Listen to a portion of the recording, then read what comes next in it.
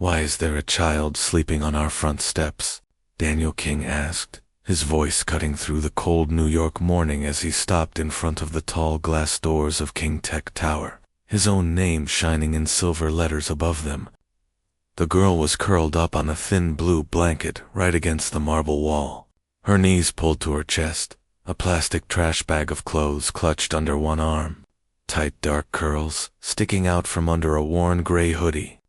Her skin was dry and cracked from the winter air, and when she blinked awake at his words, her brown eyes were wide and scared, but also hard in a way that did not fit a face that young. "Sir, we've asked her to move along," the head of security said quickly, stepping between them in his dark coat, one hand already reaching for the small radio at his belt. "She keeps coming back. We can't have her here, with investors coming. It doesn't look." Daniel held up a hand to stop him, his breath a white cloud in the air, the weight of his navy suit heavy on his shoulders as his mind tried to shift back to the huge merger meeting waiting upstairs. 10 years of building this company, of turning late nights and big risks into the kind of success people wrote magazine stories about, had led to this day, and yet here he was, stuck in place by one small girl on his doorstep. "What's your name?" he asked her, softer now, ignoring the way his assistant shifted from foot to foot, checking her watch every few seconds. The girl's fingers tightened around the trash bag, her jaw clenching, as if she had to fight to push out even one word. And for a moment Daniel saw past the dirt on her cheek to the tired there, the kind of tired that did not belong to a child. "Jada," she whispered at last, her voice rough from sleep and cold, and too many days of not talking much to anyone except the little brother she was trying to keep safe. She sat up a little, the bones in her wrist sharp under the skin, and pulled her hoodie closer around her like it could hide how thin she was, how small, how out of place in front of a building made of glass and steel and money. People in suits stepped around them, some slowing just enough to stare before hurrying inside, their shiny shoes clicking on the stone, their coffee cups warm in their hands, none of them stopping to ask why a black girl was sleeping on a blanket in front of a place that claimed, in gold letters on the window, to be changing lives with technology. "You can't stay here," the security guard said again, softer this time because Daniel was watching him. "There's a shelter 2 blocks down on 9th. They got beds." Jada gave a small, humorless laugh that sounded far too old for her 13 years. "Shelter's full," she said. "They send us back here every night to wait in line again, like we're at some game show, like maybe tomorrow we win a bet." Her words landed heavy in Daniel's chest, and for a second he almost forgot the time, the meeting, the millions on the line upstairs. But then his phone buzzed hard in his pocket. "They're all here," his assistant said quickly, showing him the screen with a list of names, board members and investors who had flown in for this one big deal.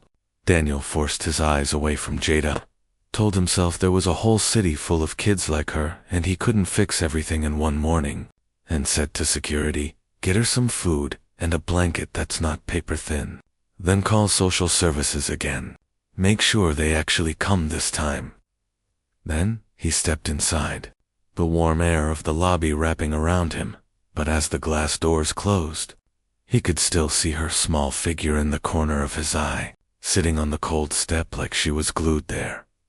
Jada watched the tall man in the dark coat walk away through the glass, watched the door swallow him up into that bright world of light and plant walls and soft chairs where she was not allowed, and tried not to let the sharp twist in her chest turn into tears.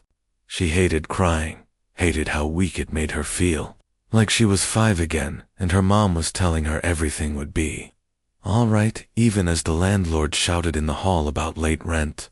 Her stomach grumbled loud enough that the security guard gave her a look, then sighed and went inside, coming back a minute later with a brown paper bag that smelled like eggs and cheese and the strong coffee they always drank in that place. "Here," he said, handing it to her with a face that was half kind, half annoyed, like he wanted to help but also wanted her gone so his job would be easier. "Eat this, then head to that shelter. I mean it. kid." Jada took the bag, murmured thank you, because Mama had taught her to say those words even when the help was wrapped in other people's guilt, and pulled out a warm breakfast sandwich, taking small bites to make it last. As she ate, she looked through the glass at the big lobby screen that always played the same company video, the one with kids holding laptops and smiling under words about connecting every child to their future. Sometimes, on nights when the wind cut through her blanket and she could not sleep, she would stand very close to that glass and watch that video on loop, because when she was 10 years old, she had been one of those kids, standing in that same lobby wearing a clean dress, holding up a cheap tablet for the cameras while the CEO shook her hand. Back then, she had believed every word. Back then, she'd had a room and a bed and a mom who worked 2 jobs and still found a way to braid her hair on Sunday nights. Now her mom was gone, heart just stopping one night at the diner where she cleaned tables, and the small savings she had left had vanished into rent and bills and a funeral. Jada barely remembered because she had been numb the whole time. When the landlord had knocked 3 months later and said the words, "You have to go," Jada had grabbed her brother's hand and a trash bag of clothes, and the world had turned cold and hard and full of doorways where they did not belong. Upstairs on the 32nd floor, in a room with glass walls that looked out over half of Manhattan, Daniel stood at the head of a long table, his reflection staring back at him from the window like a second man who was somehow watching all this from outside. Laptops were open, charts glowed on the big screen, and the air hummed with the low buzz of important voices, the kind that always spoke like they expected the world to lean in and listen. "This is the one," his CFO whispered in his ear as people took their seats. "If we land this, we double our market share and we finally beat Nexus Systems. They're hungry, Dan. Don't spook them with any of your last-minute feelings." Daniel almost snapped back, but the word caught in his throat, because he knew exactly what his CFO meant. He had a history of doing things that made the board rub their temples, paying interns more than minimum wage, turning down a cheaper factory overseas because the rumor was they used kids on the line, starting a small program to give out used laptops to kids in the city. They all called it his soft side. Said it like it was something he had picked up by accident and should really put down now that the company had grown. As the presentation started and graphs of profit and growth filled the screen, Daniel tried to focus, tried to push away the picture of Jada's thin fingers gripping that trash bag, but she kept flashing in his mind like a broken light. The head of real estate clicked to a slide that showed their next big move, a glossy new campus on the west side, built right over what was now called a troubled block, which Daniel knew, in real words, meant a row of old buildings, a clinic, and yes, one of the last family shelters in the area. "We clean it up, we build something beautiful, we tell a great story about how we fixed the neighborhood," the man said, laser pointer circling their planned tower like a crown. Daniel felt his stomach tighten. "What happens to the families in that shelter?" he asked, surprising even himself with the sharpness of his voice. The room went quiet for a heartbeat, and then the real estate head shrugged. "The city will relocate them," he said. "They always do." Daniel leaned back in his chair, fingers steepled under his chin, and looked around the table at faces he had seen 1,000 times. Men and women who thought in columns and percentages and return on investment, while the picture in his own head was not a number, but one small girl curled on his front steps like a warning. "Can we pull up the community slide?" he asked, needing to see it, that one part of the deck that always made him feel like this company was still his, still had some of the boy he used to be in it. The marketing director clicked, and the screen changed from charts to a bright photo of smiling children holding tablets in the very lobby they sat above. The big words "Future Leaders Program" arched across the top. In the center of the photo was a 10-year-old black girl in a yellow dress, her hair in neat braids, her smile so wide it seemed to light the whole frame, one hand shaking his own as he leaned down, younger and thinner, but clearly himself. "We've used this image for years. It tests well with investors," the director was saying. Some line about brand promise falling from her lips, but Daniel did not hear it, because his heart had just slammed to a stop. He knew that face, the lift of the chin, the shape of the eyes, the thin scar near the girl's left eyebrow, from when she had fallen on a playground. A story she had told him that day, as the cameras flashed. It was Jada, older now, thinner, harder, but the same child who had stood right here 3 years ago, and told him, voice bright with hope, "I'm going to build apps that help kids like me feel seen." The room blurred for a second. The neatly pressed suits and shining table and glowing screen all fading behind the sound of his own pulse roaring in his ears. And he realized with a cold jolt that while his company had kept her face on their walls, the real girl had slipped right through every crack they claimed to be closing. He stood up so fast his chair rolled back. "We're done," he said. At first, no one moved, because the words did not fit the script. They all knew by heart this song of deals and slides and handshakes that they had practiced for weeks. "Excuse me?" the lead investor asked, one eyebrow arching, as if his ears had betrayed him. Daniel planted his hands on the polished table and spoke slowly, each word clear. "We are not doing this meeting today," he said. "I'm canceling it." His assistant's mouth fell open. The CFO sputtered something about stock prices.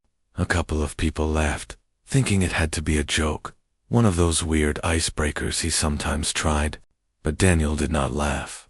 He walked to the wall, took the small remote from the marketing director, and turned off the screen, Jada's bright 10-year-old face vanishing into black.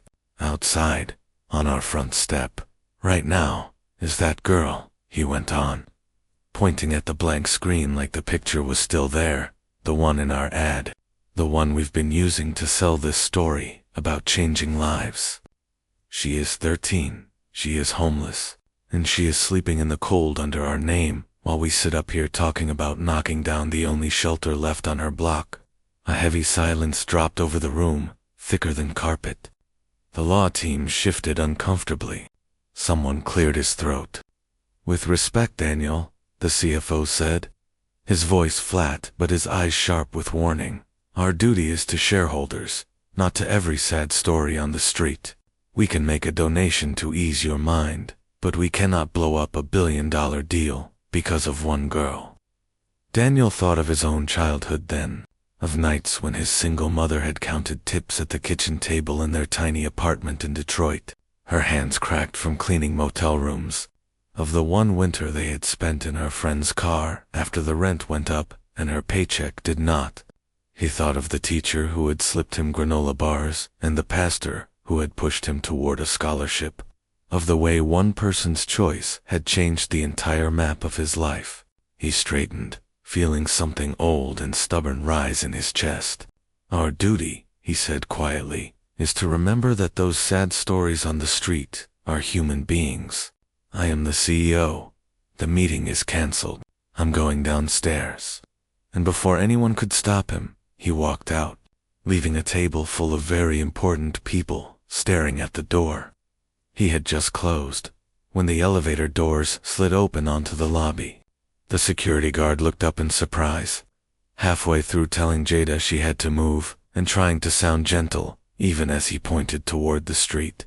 She had finished her sandwich and folded the paper bag with slow, careful hands, like she meant to save even that, and was bracing herself to pick up her trash bag of clothes and start the long walk back to the shelter line.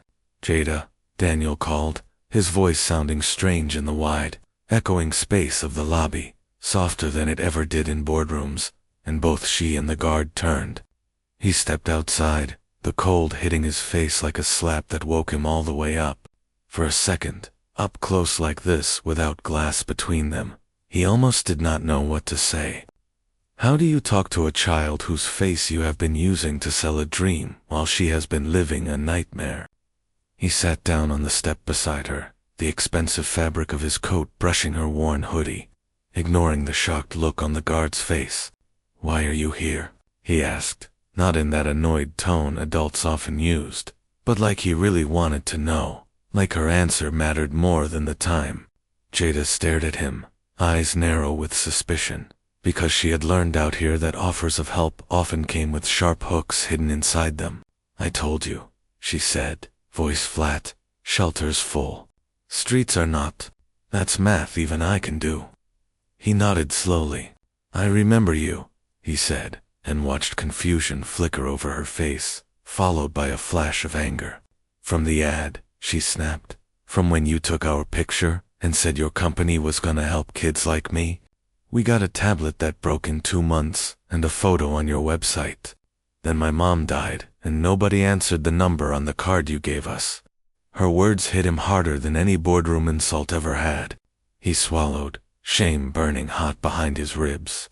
You're right, he said. We gave you a picture when what you needed was a path. I'm sorry, Jada, truly, but I'm here now, and I'm not walking back inside and pretending I didn't see you. The hours that followed moved fast and slow, all at once, like a storm that you know is coming but still feels shocked when the first hard drop hits your skin. Daniel called his assistant, told her to clear his calendar, then called his head of HR and the director of the small charity arm of the company, the one they mostly used for nice photos at the end of the annual report. I need you in my office in 30 minutes, he said, and bring every file you have on our community programs, especially future leaders. We're starting over.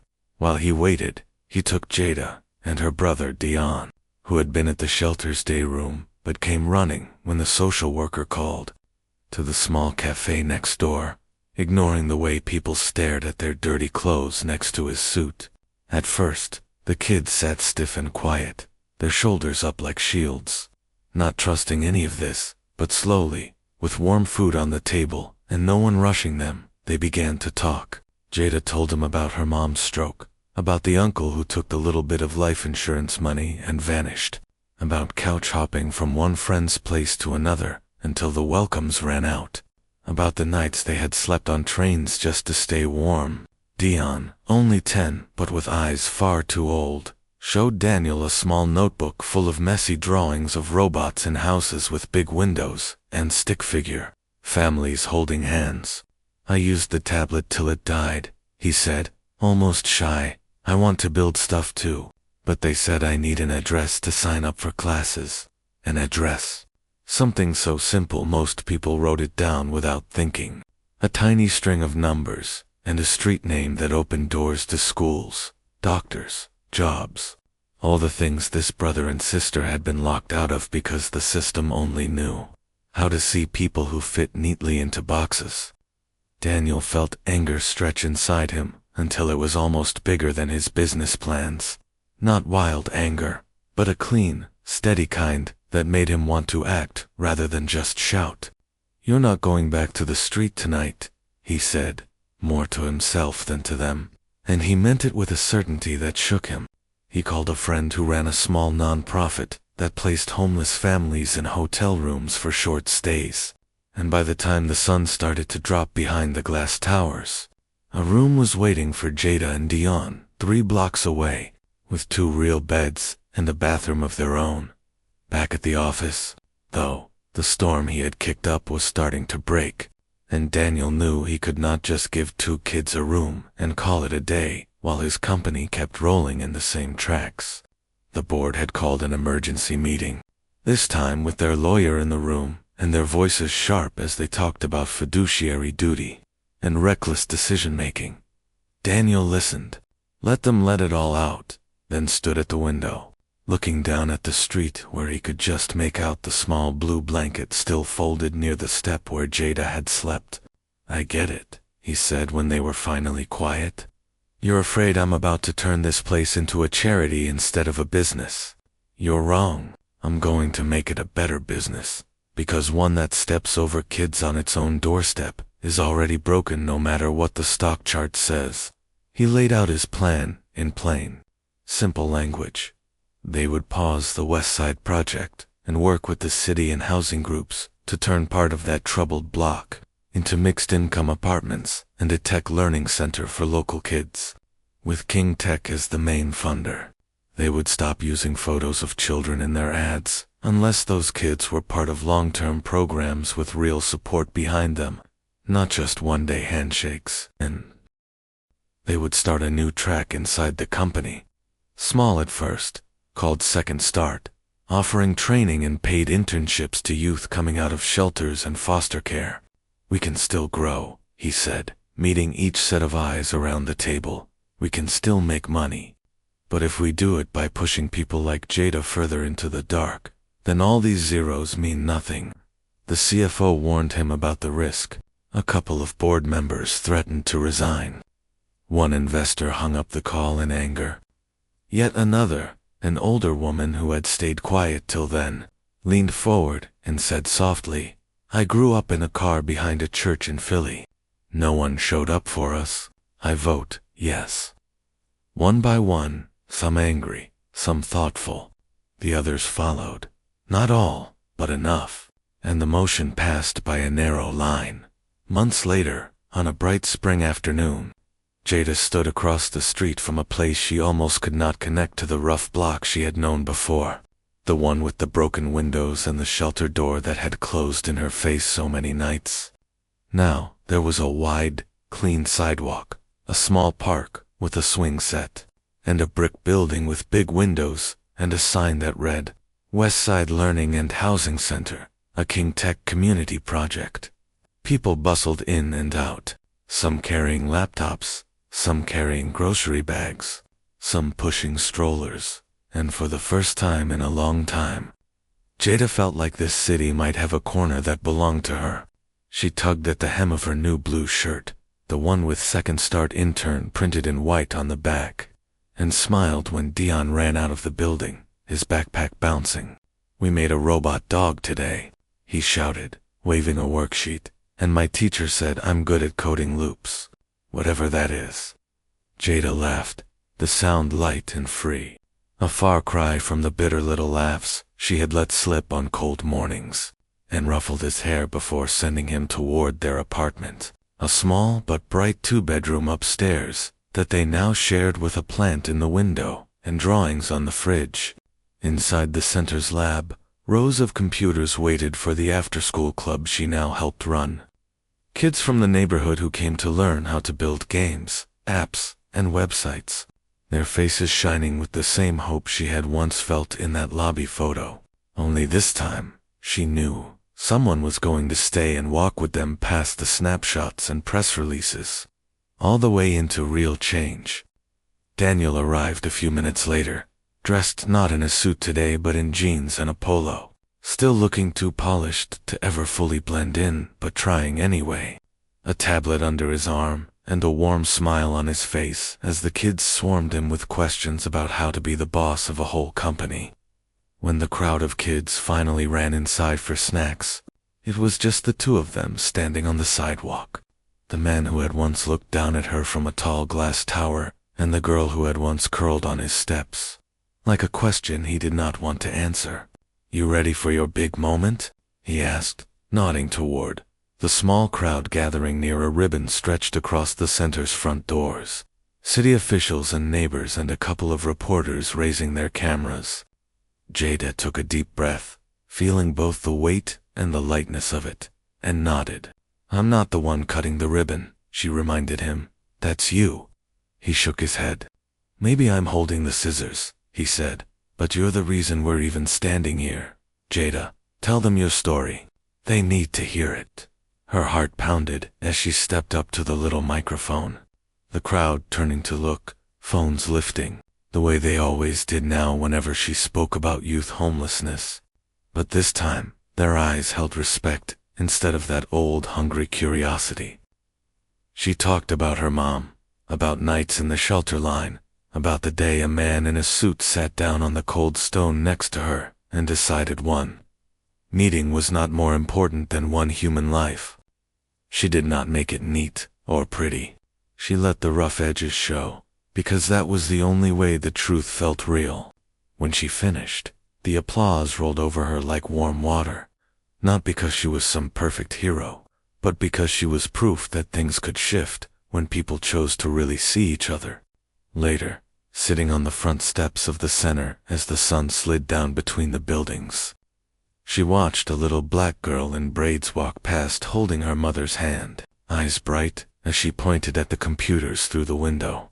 And Jada knew deep inside that turning away from pain might save your schedule, but turning toward it with open eyes and open hands is the only way to save your soul, because real success is not the deals we close, but the people we refuse to step over.